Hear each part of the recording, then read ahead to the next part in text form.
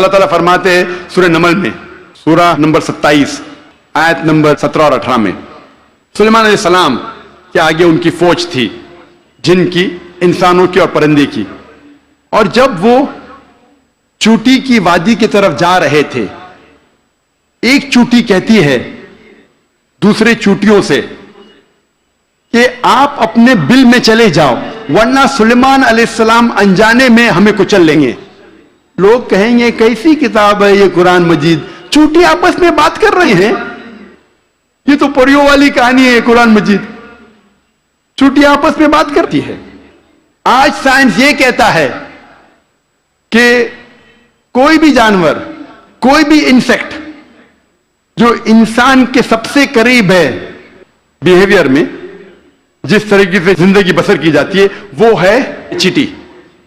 आज साइंस ये कहती है कि जिस तरीके से इंसान मरने के बाद इंसानों को दफन करते हैं, उस तरीके से चींटी भी मरने के बाद दूसरे चींटी को दफन करती है।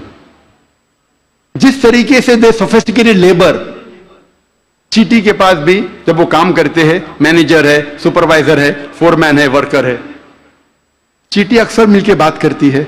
आज साइंस ये कहती है they have a sophisticated method of communication, उनके बातचीत करने का तरीका बहुत आला दर्जे का है। साइंस ये कहती है कि चींटी अक्सर सामान का लेन देन करती है सूख में। They have market places as they exchange goods. हमारे वहां सूख है ना, क्या कहते हैं, मार्केट, जहां हम लेन देन करते हैं, उस तरीके से चींटी भी मार्केट उनकी होती है खुद की, जहां लेन देन करती है चीजों की। आज साइंस ये कहती है जब चींटी कोई दाना को जमा करती है और उस दाने में बडिंग होता है, तो चींटी उस दाने के बड को काटती है, जैसा वो जानती है कि budding will cause rotting of the grains, budding के वजह से वो दाना सड़ जाएगा।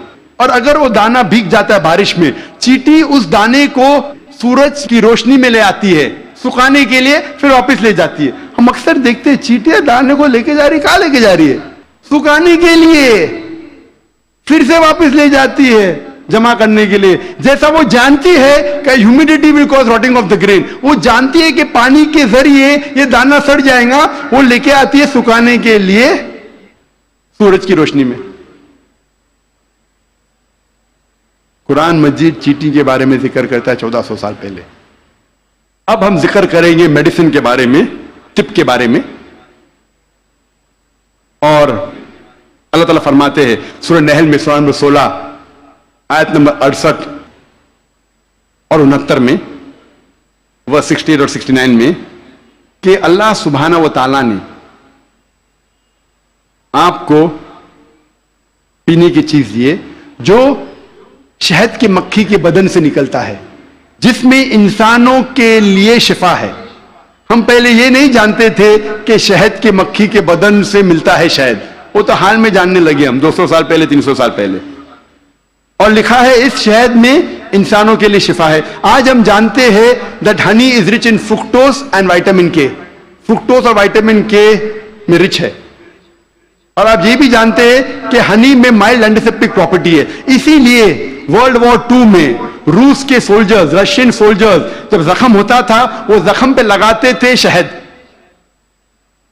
और इस शहद के जरिए जख्म अच्छा होता था without living in scar tissue.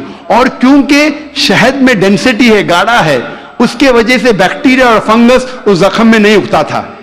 और अगर कोई आदमी को एलर्जी है कोई झाड़ या पौधे से, उस पौधे और झाड़ से बना हुआ शहद उस इंसान को देंगे तो वो इंसान को उस एलर्जी से रेजिस्टेंट डेवलप होगा। अब हम जिक्र करेंगे फिजियोलॉजी के बारे में।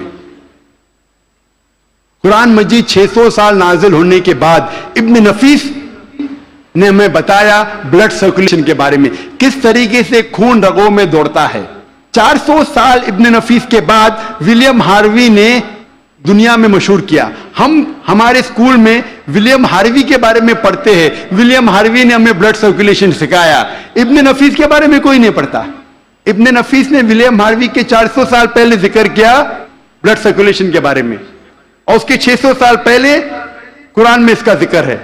मुख्तसर सा मैं कहूंगा, मुख्तसर सा, इंसान जब खाना खाता है, जाता है पेट में, पेट के बाद जाता है अतड़ियां में, अतड़ियां में से जो फूड सब्सटेंस है वो जाता है खून में, many time via the complex media of liver, और खून के जरिए जिस्म के कई भागों में जाता है, कई आज़ा में जाता है, goes to various organs including mammary glands, वो कई आज़ा में जाता है और जाता है छाती में भी, पिस्तान में भी, जिससे मिलता है दूध।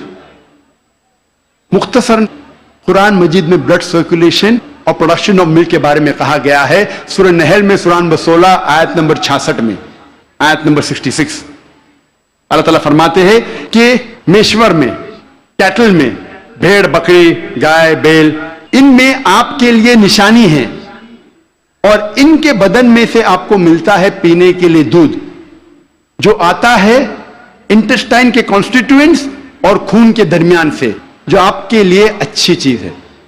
इसका जिक्र है सूरह मोमिनून में सूरह नंबर 23 आयत नंबर 21 में कि कैटल में आपके लिए एक निशानी है, इनके बदन से आपको मिलता है दूध और इनमें बहुत से फायदे हैं, उसका गोश्त आप खा सकते हैं। कुरान मजीद में production of milk and blood circulation के बारे में जिक्र है इन अ नटशेल 1400 साल पहले।